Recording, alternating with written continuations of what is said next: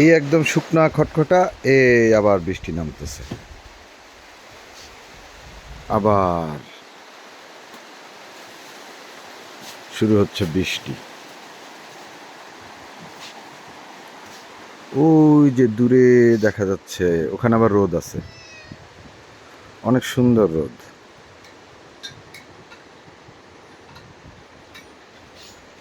আমার বিড়াল mu mu mu mu করতে থাকে খালি, মিমি।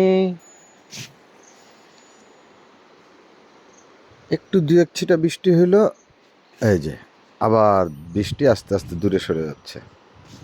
ওই যে আমাদের মিমি চুপচাপ বসে আছে, মিমি মিয়াও মিয়াও। ও ঘুম দিয়ে উঠছে, এই যে ও বসে আছে এখানে, মিমি। যাই হোক, এই ওই যে দেখেন ওইদিকে পুরা রোদ, এখানে বৃষ্টি শুরু হলো।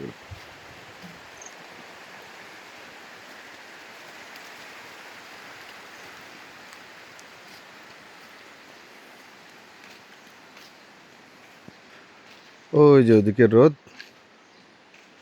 এদিকে বৃষ্টি শুরু হয়ে গেল।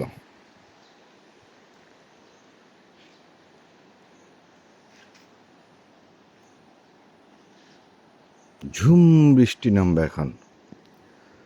যাই হোক, একটা বিষয় হলো, ধরেন বর্ষাকালে পাহাড়ে আসলে জুতা পরে আসতেছেন না স্যান্ডেল পরে আসতেছেন বা হাই হিল পরে আসবেন কিনা, মানে জুতাটা অনেক বড় একটা ম্যাটার।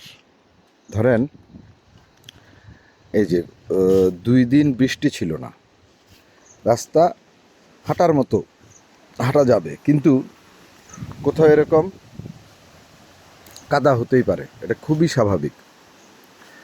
এর চেয়েও বেশি কাদা হবে কিছু জায়গায়, ওই দিকে যেমন এর চেয়ে বেশি কাদা আছে।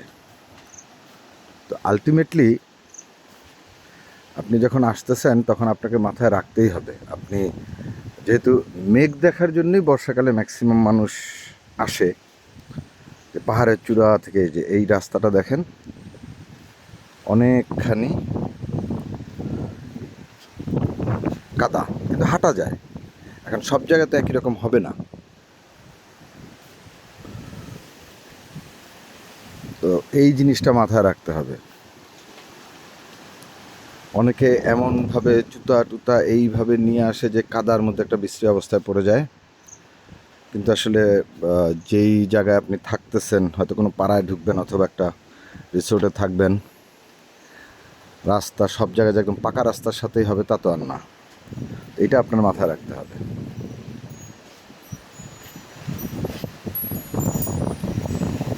যে আমি কোন পরিবেশে যাচ্ছি।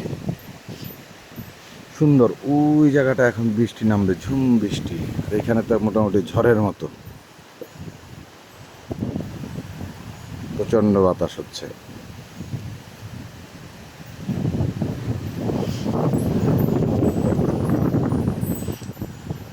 সুন্দর বাতাস, বাহ।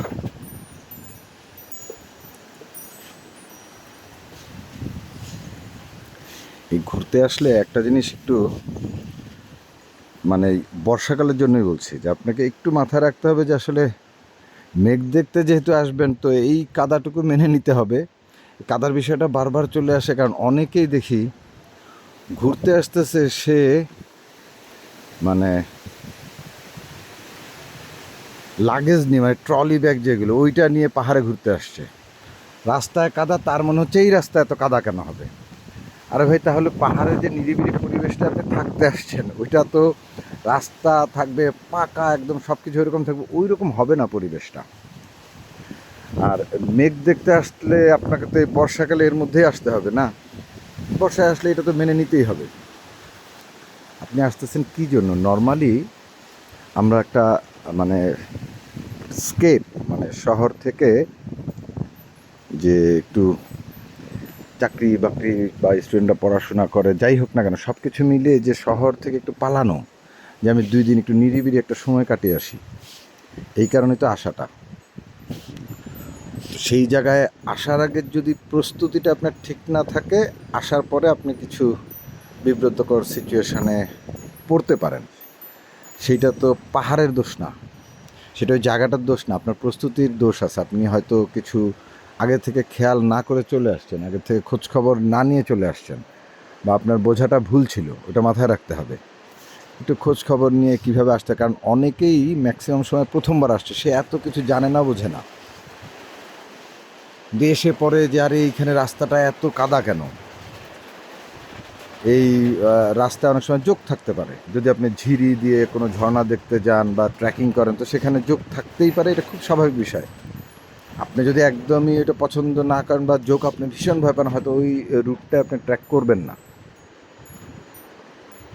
কিন্তু ঝিরিতে নেমে একটা ঝর্ণা দেখতে যাবেন, ম্যাক্সিমাম সুন্দর সুন্দর ঝর্ণাগুলি আপনাকে দীর্ঘ সময় ট্রেকিং করে যাইতে হবে।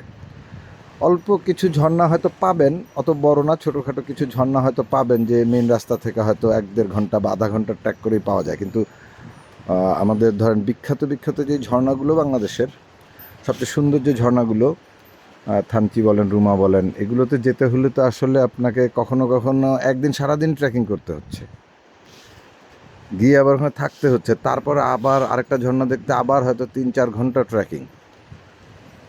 তো ওখানে গিয়ে দেখা যাচ্ছে একটা গ্রুপে 10-12 জন আছে, তার মধ্যে 2 জন এখন ফেরত চলে যাবে। না না, এই রাস্তার এই জটিলতা, মানে ঝিরির যে রাস্তা হয় যেমন আর কি, এই জিনিসগুলো তখন তাদের কাছে মনে হয় না এই জায়গায় তো এটা জানলে আমি আসতাম না। তুমুল বৃষ্টি শুরু হয়ে গেল, ওয়াও, এতক্ষণ একটা বৃষ্টির নামলো আর কি, সেই রকম। যাই হোক, সকাল থেকে কিছুক্ষণ পর পরই বৃষ্টি হচ্ছেই, এই শুকায় যায়, এই আবার বৃষ্টি আসে। যেটা বলতেছিলাম আর কি, আসার আগে প্রস্তুতিটা অনেক বড় বিষয় এবং এইটা সবার মাথায় রাখা উচিত। বৃষ্টিতে ভিজতে আসবেন, শহরের কোলাহল মুক্ত একটা পরিবেশে, পাহাড়ের নিঝুম শান্তির জায়গায় আপনি কিছুটা সময় কাটাতে আসছেন, তো প্রস্তুতি নিয়ে আসলে প্রকৃত অর্থেই শান্তিটা নিয়ে যেতে পারবেন, ভালো লাগাটা টিকে থাকবে। সেক্ষেত্রে আপনার প্রস্তুতিটা মাথায় রাখবেন, অবশ্যই আসার আগে সব কিছু খোঁজখবর নিয়ে আসবেন। অনেক দিন ধরে আসলে এই চ্যানেলটা বন্ধ ছিল বলতে কি, আমি অনেক দিন ওই ছবি শেয়ার করতাম, মানে ছবি আঁকার ভিডিও থাকতো, মাঝে মধ্যেই পাহাড়ে আসার পরে পাহাড়ের কিছু ভিডিও থাকতো, মাঝখানে 1-1.5 বছরের মতো বা একটু বেশি সময় হবে কোনো ভিডিওই দেওয়া হয়নি, বিভিন্ন ব্যস্ততায়। এখন আবার নিয়মিত দিচ্ছি, আশা করি এরকম আরও কিছু বিষয় নিয়ে ভিডিও আসবে, বলবো। যাই হোক, মানে আমি যেটা বলতে চাইলাম, আসলে পাহাড়ে আসার আগে আপনি কোন এলাকায় যাচ্ছেন ওই অনুযায়ী একটু খোঁজ খবর নিয়ে প্রস্তুতি নিয়ে আসাটা বেটার, তাহলে আপনি বিব্রতকর সিচুয়েশনে পড়বেন না।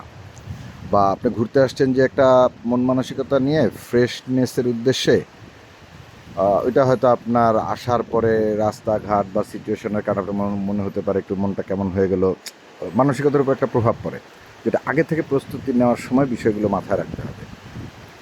এ নিয়ে হয়তো আরও অনেকগুলো ভিডিও আসবে। যাই হোক, সবাই ভালো থাকবেন।